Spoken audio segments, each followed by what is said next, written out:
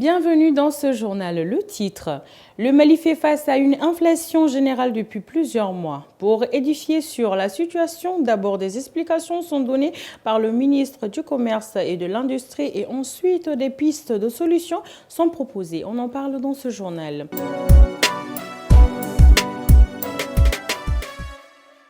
Mesdames et messieurs, bonsoir à tous et bienvenue dans ce journal du 22 novembre 2022. Je l'avais annoncé comme titre. Ce mardi 22 novembre au ministère du Commerce et de l'Industrie, le ministre du Commerce et de l'Industrie, M. Mahmoud Ould Mohamed, avec son collègue de l'économie et des finances, M. Alouseni Sanou, ont conjointement animé une conférence de presse sur l'inflation générale dans le pays. Après le point sur la situation, des solutions sont proposées pour réduire la vie chère. Reportage Moussa Samake avec la voix de Nafissatou Berté. Plusieurs journalistes ont posé la question de savoir ce qui peut justifier le non-respect des prix plafonds convenus et quelles sanctions seraient réservées aux récidivistes. Les deux ministres ont été fermes sur leur position, celle d'inviter les consommateurs à dénoncer systématiquement les cas de violation des prix des produits subventionnés. À cet effet, le ministre du Commerce a mis en place des numéros verts, notamment les 36020 et les 36080 pour la dénonciation des abus des commerçants véreux. Nous n'accepterons pas des ordres sur le marché. Nous allons agir en renforçant la fréquence des contrôles et en augmentant la taille des brigades de contrôle des prix et adjoignant des éléments des forces de sécurité afin d'intensifier le contrôle à tous les niveaux de la chaîne de distribution, a insisté le ministre du Commerce. Aujourd'hui, nous allons présenter la situation à deux niveaux. D'abord, je préférerais donner la parole à mon collègue, le ministre des Finances, de l'économie et des finances, pour parler de l'ensemble des activités et des dispositions et même des stratégies que nous avons mises en place pour renforcer le pouvoir d'achat, pour renforcer aussi, pour diminuer l'impact des hausses des prix à l'international sur les prix pratiqués au niveau national. Et à partir de là, moi je prendrai le relais pour parler non seulement des prix appliqués aujourd'hui, des dispositions que nous avons prises, les contrôles que nous faisons et les dispositions que nous allons entreprendre. Je disais tantôt que cette question est une préoccupation centrale pour les plus hautes autorités, en l'occurrence le président de la transition. Et pour ce faire, il a même déjà anticipé encore pour les mois à venir. Et on a mis en place une commission interministérielle qui va se pencher spécifiquement sur la question de l'approvisionnement du pays et aussi de la maîtrise des hausses des prix des produits de première nécessité. Et nous avons à ce niveau déjà un plan d'action qui est élaboré et qui va être aussi partagé avec vous les jours à venir. Pour le ministre de l'économie et des finances, Alouseni Sanou, cette crise institutionnelle a fortement perturbé les relations avec les partenaires techniques et financiers. C'est pourquoi les appuis budgétaires généraux se font rares. Face à cette situation, le gouvernement a adopté une série de mesures tendant à assurer l'approvisionnement correct du pays en produits de première nécessité à un prix abordable et à maintenir le pouvoir d'achat des ménages, a indiqué le ministre Alouseni Sanou. Au-delà de la crise sécuritaire, nous avons connu une crise institutionnelle qui a fait que la plupart des bailleurs de fonds étaient partis. Aujourd'hui, nous sommes heureux, comme vous le constatez, de vous dire que les bailleurs de fonds sont du retour, mais il n'en demeure pas moins que les appuis budgétaires sont très rares. Alors que c'est les appuis budgétaires généralement qui permettent à l'État d'équilibrer son budget afin de pouvoir faire face à des dépenses comme les subventions liées au coût de la vie ou d'autres types de dépenses. Donc ce qui fait qu'il y a un manque à gagner important que nous avons sur les recettes globales du budget. montrer les enjeux et risques du travail dans le domaine de la santé et de la mise en place de l'observatoire est l'objectif de cet atelier de validation de 2 jours organisé par l'Institut national de prévoyance sociale, INPS. Il se tient au Centre international de conférences de Bamako les 22 et 23 novembre 2022. Compte rendu à Ouatraoré et Lassana Traoré. Organisé pour la première fois, l'atelier de validation de la mise en place de l'Observatoire des risques professionnels a regroupé ce matin au Centre international de conférences de Bamako plusieurs médecins venus de tous bords. Piloté par l'Institut national de prévoyance sociale et les livres de 16 pays, c'est un cadre de réflexion afin de trouver un moyen pour les travailleurs de lutter contre les risques du travail. Mesdames et messieurs, nous assistons aujourd'hui à l'émergence de nouvelles formes de souffrance au travail, notamment les agressions, les suicides, les troubles cognitifs, les troubles musculo-squelettiques sans rapport avec le port de charges lourdes ou des traumatismes, l'automédication, la peur, la menace, la précarité, etc. Le cas de la COVID-19 également est parlant. Cette maladie a mis à nu les insuffisances de tous les systèmes de santé du monde entier. Les conséquences d'une mauvaise gestion des risques professionnels ont été bien perçues par les organismes de prévention sociale au sein de l'espace de l'Inter-Africain de prévention des risques professionnels IAPRP qui regroupe 16 États africains dont le Mali. C'est pourquoi l'IAPRP a recommandé aux différents pays membres de son espace de mettre en place des observatoires sous-régionaux et nationaux des risques professionnels. C'est ainsi qu'il est apparu nécessaire de mettre en place un observatoire de risques professionnels qui va servir d'outil d'aide à la décision en matière de gestion des risques professionnels dans notre pays. Il permettra en outre de recueillir et collecter les données relatives aux facteurs de risque professionnels ainsi qu'aux accidents du travail et des maladies professionnelles. Plusieurs points ont été évoqués par les intervenants, notamment les enjeux et la place de l'Observatoire des risques professionnels dans le système national de sécurité et santé au travail. Aussi le rôle d'un observatoire dans le domaine de la santé. Les acteurs de la santé comptent pérenniser cette initiative qui pour eux cadre avec la vision du chef de l'État, le colonel Assimi Goïta. Il y a quelques semaines, la France a suspendu son aide au développement au Mali au motif que le pays coopère avec les mercenaires russes. Face à cette situation de la France que le gouvernement du Mali qualifie fallicieuse, a décidé d'interdire avec effet immédiat toutes les activités menées par les ONG financées par la France.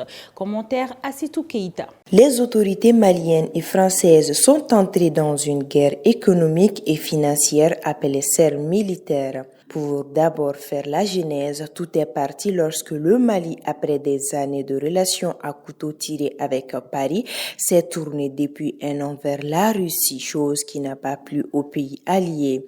Et depuis le retrait des derniers soldats de la force Barkhane en août, les pays occidentaux blâment les autorités maliennes et les accusent de servir les intérêts du régime du président russe Vladimir Poutine malgré leurs démentis. Les autorités maliennes reconnaissent avoir une coopération avec l'armée russe au nom d'une relation ancienne d'État à État. Malgré la tension, Paris maintient toujours son aide humanitaire et quelques soutiens à des organisations de la société civile malienne dont les noms restent anonymes. Impuissant face à la relation entre le Mali et la Russie, la France prend la ferme décision de mettre en suspension ses aides au Mali avec peut-être pour objectif de faire revenir le pays sur sa décision. Car selon eux, la suppression de ces financements entraînera l'arrêt d'activités essentielles, voire vitales au profit des populations en situation de grande fragilité ou de pauvreté. Pour riposter la décision de Paris qu'il qualifie fallacieuse, le gouvernement de la transition décide d'interdire avec effet immédiat toutes les activités menées par les ONG opérant au Mali sur financement ou avec l'appui matériel ou technique de la France y compris dans les domaines humanitaires. Et c'est dit que cette décision de la France prise depuis février 2022 ne suscite aucun regret, d'autant plus qu'elle contribue à la restauration de la dignité du Mali bafouée par une junte française spécialisée d'une part dans l'octroi d'aides déshumanisantes pour le peuple malien et utilisée comme moyen de chantage des gouvernants et d'autre part dans le soutien. À présent, l'actualité internationale qui nous amène en France avec l'appel de la mobilisation des magistrats, avocats et greffiers. En Ukraine, avec l'alerte de l'Organisation mondiale de la santé après des frappes russes. Et enfin en Grèce, avec le signal de détresse d'un bateau dans la nuit de mardi à lundi, transportant jusqu'à 500 migrants. C'est commenté par Nafissatou Berté. En France, un an après une retentissante tribune qui avait étalé au grand jour leur souffrance au travail, des magistrats, avocats et greffiers sont appelés à se mobiliser contre une justice au rabais. Ils dénoncent que la réalité du terrain, ce sont toujours des audiences surchargées, des délais au-delà du raisonnable, du jugement non expliqué, écrivent 19 syndicats et organisations de magistrats, d'avocats ou de conseillers d'insertion dans un communiqué commun, appelant à renvoyer toutes les audiences ce mardi. Des rassemblements doivent avoir lieu dans la journée de ce mardi 22 novembre, notamment à Paris, devant le tribunal judiciaire à 12h, pour dire le ras-le-bol d'une profession qui reste, selon les syndicats de magistrats, confrontée à une charge de travail titanesque. En Ukraine, après les séries de frappes russes dévastatrices sur les infrastructures énergétiques du pays, le directeur régional de l'Organisation mondiale de la santé pour l'Europe, Hans Kluge, a prévenu que l'hiver menacera la vie des millions d'Ukrainiens. Dans ce contexte, la vice-première ministre et ministre chargée de la réintégration des territoires temporairement occupés en Ukraine, Irina Vereshchuk, a appelé les habitants de Kherson, particulièrement les femmes, les enfants et les personnes âgées, à évacuer pour l'hiver vers des régions plus sûres du pays. En Grèce, après qu'un bateau transportant jusqu'à 500 migrants avait envoyé un signal de détresse dans la nuit du lundi à mardi, une opération de sauvetage était en cours mardi 22 novembre au large de l'île grecque. De Crète ont annoncé les gardes-côtes grecs. Un porte-parole des gardes-côtes a décrit à l'agence France Presse qu'il s'agirait de 400 à 500 personnes selon l'appel de détresse reçu par les autorités. L'opération était rendue difficile en raison des vents importants qui soufflent sur cette zone située au sud-ouest de la Crète, la plus grande île de Grèce. Mais 2 cargos, un pétrolier et 2 bateaux de pêche italiens se trouvaient à proximité pour prêter assistance, ont également rapporté les gardes-côtes. Le temps de la trêve observé pendant les sanctions économiques et financières de la CEDEAO semble être fini pour les syndicats des différentes corporations. Plusieurs d'entre eux ont déposé des préavis de grève sur la table du gouvernement. Sur liste syndicale prévoyant des mouvements de grève figurent les syndicats de la magistrature et les syndicats de l'éducation, signataires du 15 octobre 2016, qui entrent respectivement en grève de 5 jours à compter du 29 novembre et reconductibles, et de 3 jours allant du mercredi 14 au vendredi 16 décembre 2022 pour les syndicats de l'éducation nationale. À présent, place à la page « Connais-tu ton pays ?» Aujourd'hui, nous arrivons à la République de Madagascar.